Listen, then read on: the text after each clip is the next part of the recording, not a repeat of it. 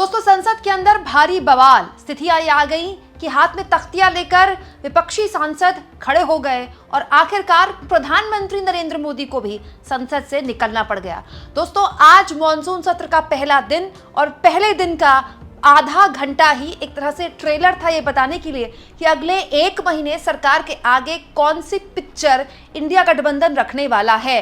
पिछले 48 घंटे से लगातार मीडिया में यही चर्चा चल रही थी कि इंडिया गठबंधन टूट गया, इंडिया गठबंधन कमजोर हो गया, विपक्षी खेमे में सेंधमारी हो गई, ये पार्टी नहीं आएगी, वो पार्टी इंडिया गठबंधन की एकता में मुश्किल पैदा करेगी। लेकिन आज दोस्तों, संसद के पहले दिन का पहला आधा घंटा ही इंडिया गठबंधन ने सरकार के आगे एकमुश्त खड़े होकर जिस तरह का विरोध किया, संसद के अंदर जो स्थितियां, जो बवाल, जो गदर काटा, वो साफ संदेश है कि सरकार जो सोच रही थी उससे बिल्कुल उलट इंडिया गठबंधन पूरी विपक्षी एकता के साथ न केवल संसद के अंदर मौजूद है बल्कि इस लेवल पर मौजूद है कि प्रधानमंत्री नरेंद्र मोदी को भी उठकर संसद से निकल जाना पड़ता है। दोस्तों, आज संसद में मॉनसून सत्र का पहला दिन जब शुरू हुआ तो पीएम मौजूद थे। यहां पर पहलगाम आतंकी हमले में जो देश के लोग मारे गए, इसके अलावा कुछ सांसद जिनका देहांत हो गया, उनको भावभीनी श्रद्धांजलि दी गई। उस वक्त पीएम संसद के अंदर मौजूद थे। देखिए, पीएम बैठे हुए हैं, श्रद्धांजलि के वक्त भी वो खड़े हुए थे कुछ मिनटों के लिए जब शोक प्रकट किया गया पूरी संसद द्वारा। लेकिन उसके बाद प्रधानमंत्री गायब हो गए। क्यों? क्योंकि विपक्ष ने कर दिया ऐसा हंगामा कि ओम बिरला को भी कहना पड़ गया कि सरकार बहस के लिए तैयार है, बस आप बैठ जाइए। श्री प्रदीप पुरोहित,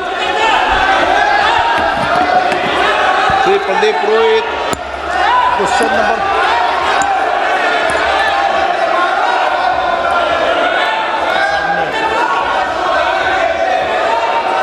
Question number 1.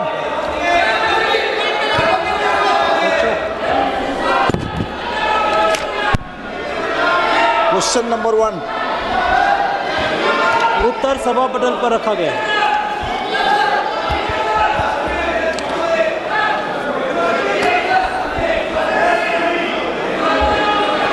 मैं माननीय सदस्यगण, प्लीज अखिलेश जी इनको बिठाइए, प्लीज एक मिनट बैठिए, प्लीज सुनिए, बैठिए मणिकम जी, बैठिए। माननीय सदस्यगण, ये प्रश्नकाल है और मेरा आग्रह आपसे निवेदन है कि हमें संसदीय परंपराओं को उच्च कोटि बनाने का प्रयास करना चाहिए और प्लीज और ये मिथक तोड़ना चाहिए कि सदन के प्रथम दिन सदन के अंदर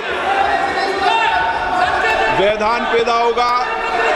हमारे प्रयास होना चाहिए कि हम देश की जनता की भावनाओं के अनुरूप, उनकी इच्छाओं के अनुरूप यहाँ सदन में उनकी आकांक्षा रखें, उनकी भावनाओं को अभिव्यक्त करें और महत्वपूर्ण विषय जो देश में घटना घटी है उन पर व्यापक चर्चा और संवाद हो। इस मिथक को तोड़ना ही चाहिए। मेरा आग्रह आपसे, सदन को आप प्रश्नकाल के बाद प्रश्नकाल जो भी विषय होता है प्रश्नकाल के होते हैं, आप नोटिस दीजिए। ये अखिलेश जी, आप सभी सदस्यों से तख्तियां लेके नहीं आए। नो, मैं आपको प्रश्नकाल के बाद सब विषयों पर चर्चा करूं। प्लीज बैठिए। नो, ये तरीका उचित नहीं है। सदन के पहले दिन सदन चले, अच्छी चर्चा हो, व्यापक चर्चा हो। मैं सभी सदस्यों को पर्याप्त समय, पर्याप्त अवसर दूंगा। सदन नियमों प्रक्रियाओं से चलता है। प्रश्नकाल के बाद प्लीज बैठिए। नो। दोस्तों इसके बाद ओम बिरला ने कहा सांसदों से कि प्रश्नकाल चलने दीजिए, उसके बाद सरकार ऑपरेशन सिंदूर पर भी बातचीत करने को तैयार रहेगा। लेकिन विपक्ष अलग अलग मुद्दों को लेकर यहां पर हंगामा कर रहा था। अखिलेश यादव का बार बार नाम लेकर ओम बिरला यहां पर चेता रहे थे अखिलेश यादव को। हाथ में तख्तियां लेकर भी संसद के अंदर यहां पर सांसद दाखिल हुए थे, क्योंकि कैमरामैन तो विपक्ष के सांसदों को दिखाता नहीं है, तो पता नहीं चला कि उन तख्तियों में लिखा क्या था। लेकिन आप इस तस्वीर को देखिए दोस्तों, ये पूरा का पूरा जो हिस्सा है, जो राइट हैंड साइड आप देख रहे हैं, ये विपक्षी सांसदों का है और एक मुश्त विपक्ष की जितने भी सांसद हैं सब खड़े हुए हैं और हंगामा कर रहे हैं। यहाँ पर अखिलेश यादव की पार्टी के सांसद भी हैं, कांग्रेस पार्टी के सांसद भी हैं। आप कह सकते हैं पूरा का पूरा विपक्ष जो है वो एक मुश्त यहाँ पर विरोध कर रहा है अलग अलग मुद्दों को लेकर। ऑपरेशन सिंदूर पर बहस की मांग तो विपक्ष कर ही रहा था, इसके अलावा अखिलेश यादव के सांसद भी यहाँ पर हो सकता है कि उत्तर प्रदेश के किसी स्थानीय मुद्दे को लेकर आवाज बुलंद कर रहे हों, और ये आवाज इतनी बुलंद थी कि एक बार फिर से ओम बिरला को सांसदों को समझाना पड़ा कि प्रश्नकाल चलने दीजिए। सुनिए ओम बिरला ने दोबारा सांसदों को कैसे टोका। आप ऑपरेशन सिंदूर पर चर्चा करना चाहते हैं, जाओ बैठो, प्रश्नकाल बाद चर्चा कराएंगे। चलो बैठिए सदन के अंदर।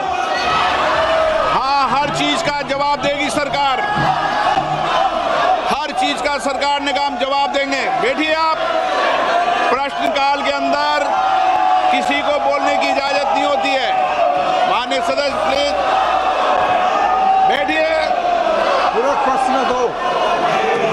माननीय मंत्री जी, आज ग्रामीण क्षेत्रों में खेल प्रति भावों की भागीदारी तेजी से बढ़ रही है और मिनी स्टेडियम इस दिशा में बहुत सहायक सिद्ध हो रही है। क्या मंत्री जी बताना चाहेंगे कि क्या सरकार खेलो इंडिया योजना के तहत पिछड़े और आकांक्षी जिलों से प्राप्त प्रस्तावों को प्राथमिकता देकर उनके तेजी, सिक्योरिटी और विकास के लिए कोई विशेष पहल कर रही है? मैं माननीय सदस्य जी को बताना चाहूँगी कि जो मिनी स्टेडियम के बारे में उन्होंने यहाँ पे पूछा है वो राज्य सरकार का विषय है, और जो छोटे स्टेडियम है वो राज्य सरकार के माध्यम से पूरे किए जाते हैं। जो केंद्र सरकार के माध्यम से जो बड़ी मांग जो आती है, जो स्टेट गवर्नमेंट को जो सपोर्ट के लिए लगता है, वो राशि हम वहाँ पे उपलब्ध करवाते हैं। लेकिन जो डिस्ट्रिक्ट में जो छोटे सेंटर जो चाहिए वो राज्य सरकार के माध्यम से पूरे किए जाएंगे। Doctor Amar Singh, no. आप प्रश्नकाल जैसे महत्वपूर्ण विषय पर जवाब मांगते हो, सरकार जवाब देने को तैयार है। ये सदन है, नारेबाजी करने के लिए आप सदन के बाहर जाओ। सदन में नारेबाजी करना उचित नहीं है। सदन में नियमों से सवाल उठाओ, सरकार जवाब देगी। प्रश्न संख्या 3 विजय कुमार दुबे।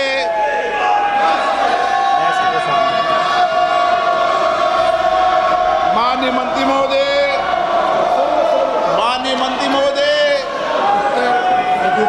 लेकिन दोस्तों प्रधानमंत्री नरेंद्र मोदी गैर हाजिर थे और विपक्ष लगातार चर्चा की मांग कर रहा था, और उसके बाद वही हुआ जो हमेशा होता है। अंत में संसद का जो प्रश्नकाल है उसको स्थगित कर दिया गया।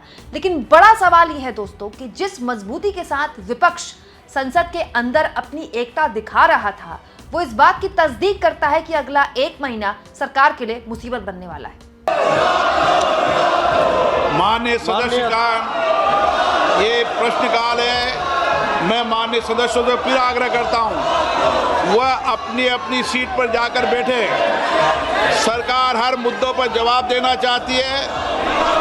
सदन चलना चाहिए, सदन पर चर्चा होनी चाहिए, संवाद होना चाहिए। आप तख्तियां लेके नारेबाजी के लिए यहाँ पर नहीं आए।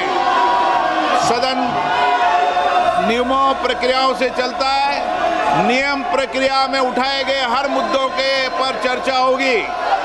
आप प्रश्नकाल नहीं चलने देना चाहते, आप सदन नहीं चलना चाहते, सदन की कार्रवाई आज 12 बजे तक के लिए स्थगित की जाती है।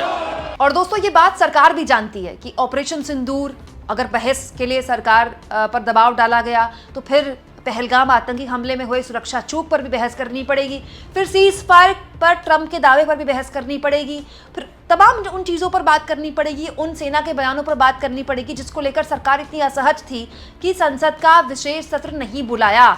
लेकिन अब विपक्ष की एकता ने साफ तौर पर सरकार के माथे पर बल ला दिया है। यही वजह है दोस्तों कि प्रधानमंत्री नरेंद्र मोदी भी आज जब संसद शुरू होने से पहले मीडिया के बीच आए और अपनी बात रखी तो यहां भी भर भर कर वो विपक्ष की तारीफ कर रहे थे, क्योंकि वो जानते थे कि संसद में अगर विपक्ष एक हो गया और ऑपरेशन सिंदूर और पहलगाम पर चर्चा की मांग कर गया तो फिर सरकार के आगे ऐसे एम्बैरेसिंग सिचुएशन पैदा हो सकती है जो वो संभाल नहीं पाएगी। दोस्तों इसीलिए पीएम बार बार विपक्ष को याद दिला रहे थे कि देखिए हम एक थे तो हमने पूरी दुनिया में ये संदेश दिया, ये संदेश एक बार फिर जाए। मतलब सरकार ऑपरेशन सिंदूर को तो सेलिब्रेट करना चाहती है लेकिन अब भी संसद के अंदर उसके बाद उपजे सवालों से बचना चाहती है।